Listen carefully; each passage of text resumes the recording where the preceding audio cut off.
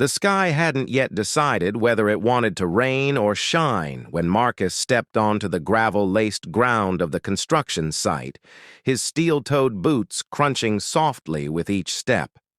The early morning haze hung like a curtain across, the unfinished frames of concrete and steel, a quiet fog that mirrored the thoughts in his mind. Routine, predictable, but carrying the weight of something unseen. He moved like someone who belonged, though he never made noise about it. At 46, Marcus had grown into his silence like an old tree accepting the shape of its bark. He was the first to arrive every day, his lunchbox always in the same hand, his back a bit more bowed with time, but his posture still noble. The other men respected him, though none knew the full story behind his calm eyes or the firm grace. In his hands, he didn't have to speak loudly to be heard. His work spoke for him, and his presence filled the space like a sturdy beam, always holding up more than it seemed. That morning, the air shifted, as if it sensed something the workers didn't. The black truck roared into the lot like it didn't belong. It was polished, out of place among the grit and grease of the site. When the door opened, out stepped Ethan Whitaker, clipboard in hand, ego 10 paces ahead of him. He was young, suited like he was heading to a boardroom instead of a job site, with the kind of walk that said he had something to prove but didn't yet know how.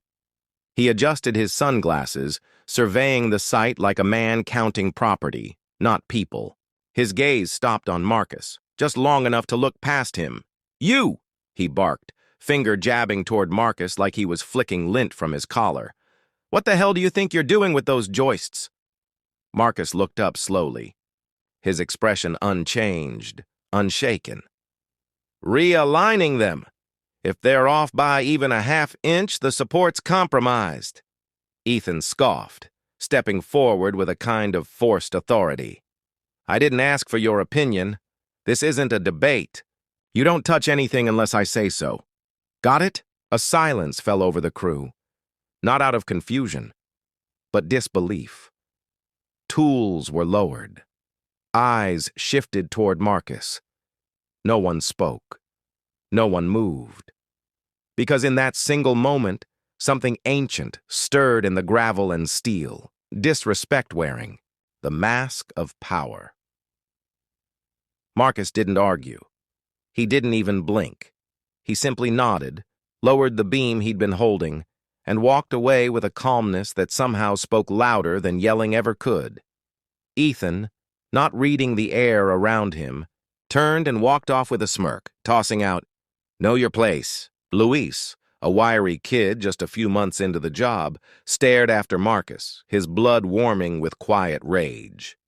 "He can't talk to you like that," he muttered later, finding Marcus sitting on an old paint bucket by the fence, unwrapping a sandwich, like nothing had happened.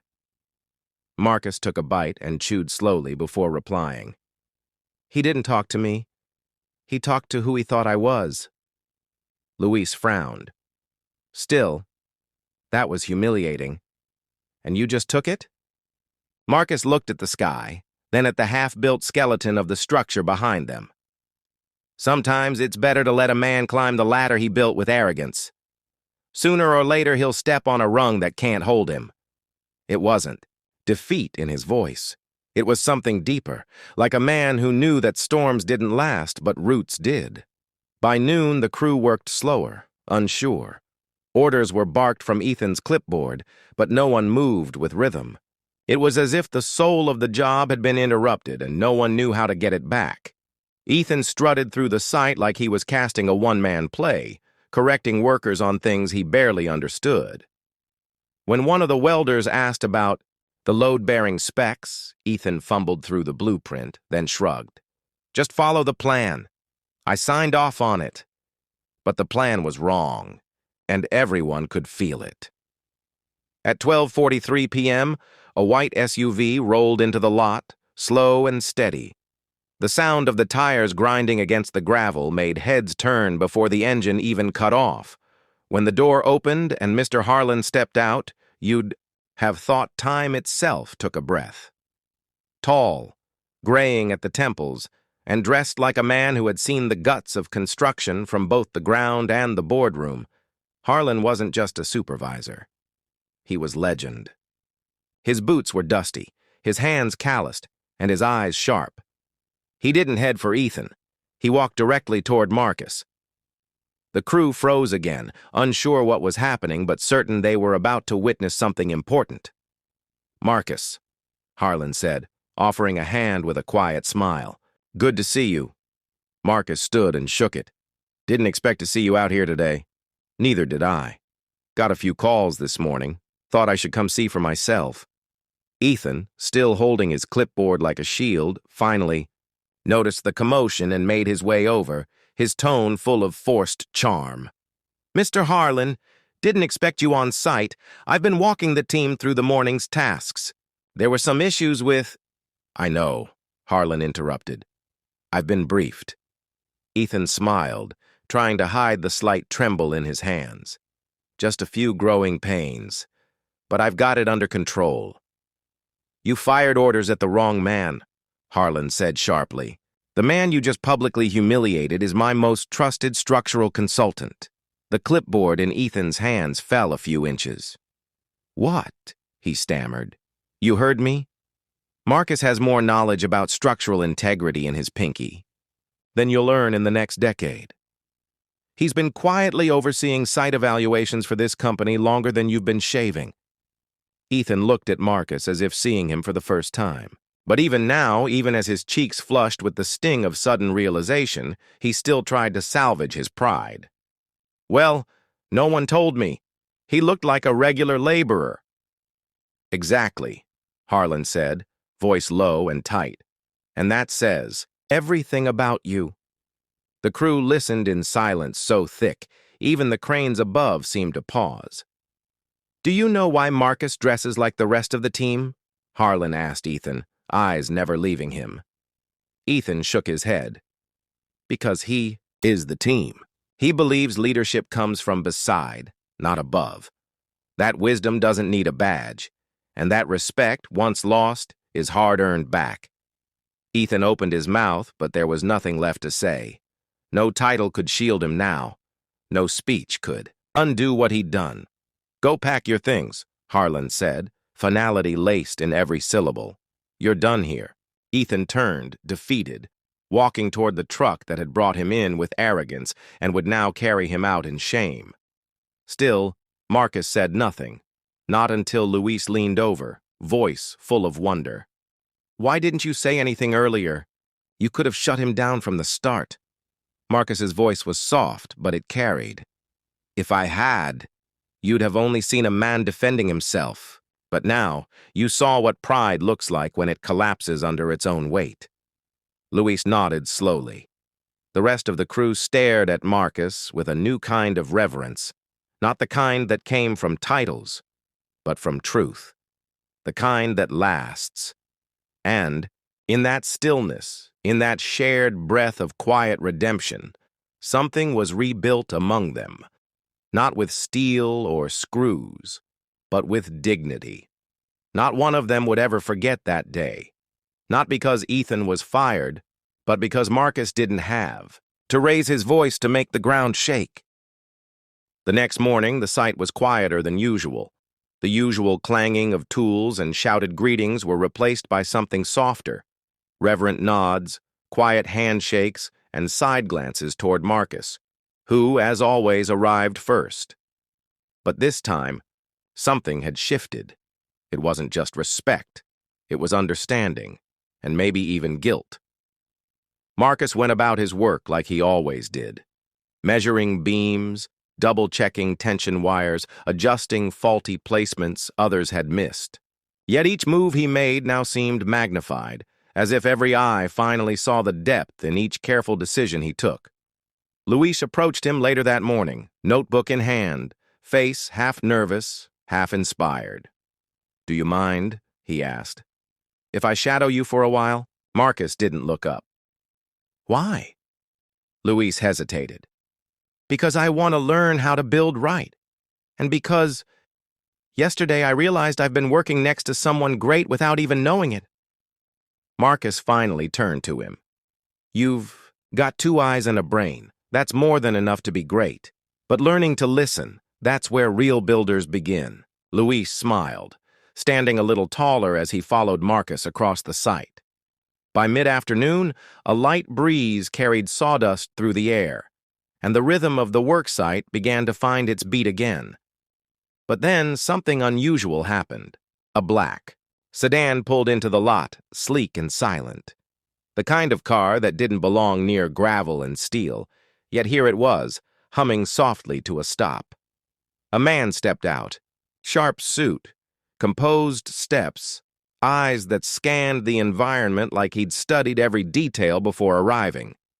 He didn't introduce himself to anyone. He simply walked toward Marcus. "You Marcus Holliday?" he asked. Marcus nodded. The man extended a card. Stephen Gaines, Legal Affairs, Corporate Division. A hush fell again. "What can I help you with?" Marcus asked calmly, slipping off his gloves. Mr. Gaines straightened his tie. "I came to deliver something. Privately, if possible." Marcus tilted his head. "We don't do secrets out here. Say what you came to say." Gaines hesitated for a split second, then pulled a sealed envelope from his briefcase. "This is a direct letter from the board. They've been reviewing internal recommendations. Effective immediately, you're being offered a new title, Senior Site Director and Consultant for all future builds." Marcus didn't flinch, but the crew around him shifted, jaws falling open one by one. Gaines continued. "It comes with a salary bump, full authority over operations at this site, and a team handpicked by you." Luis looked like he might explode with excitement. The others exchanged wide-eyed glances, unable to believe what they were hearing. Marcus didn't reach for the envelope. Instead, he asked, "Why now?" Gaines adjusted his glasses. "Because silence backed by competence travels faster than noise backed by ego, and yesterday, the entire upper chain saw the video." "Video?" Marcus echoed, brow lifting. Gaines gave a slight nod. "Site cameras picked up everything. The confrontation, your composure, Harlan's response. It was shared in the boardroom, and someone said, 'That's what leadership looks like.'" Still, Marcus didn't smile. He simply said, "Tell." "The board I'll accept on one condition." Gaines paused. "Which is?" "No one loses their job because of my promotion." "I don't want a title if it means turning someone into a shadow," Luis whispered to another worker. "Who is this guy?" The question wasn't sarcastic anymore. It was filled with awe. Gaines nodded slowly. "Agreed. We'll accommodate your condition." And just like that, the man left. Quietly, professionally, as if delivering a crown, then walking away from the king. But Marcus didn't act like royalty. He pulled his gloves back on and returned to the steel beam he'd been, adjusting, as if none of it had changed him, as if greatness was just another part of the job. Later that week, Marcus called the crew together. They circled around, expecting a formal announcement, maybe even a lecture. But what they got was different. "I'm not above you now," he said, voice steady but low. "I'm beside you. Always have been." A long pause. He looked around the group. "There's a reason I wore the same uniform, a reason I kept my title off my vest.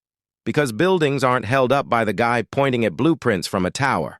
They're held up by the guy sweating beside you in the dirt." The men nodded, a few visibly moved. "Even the older guys. From today forward," Marcus continued, "no one here gets left behind.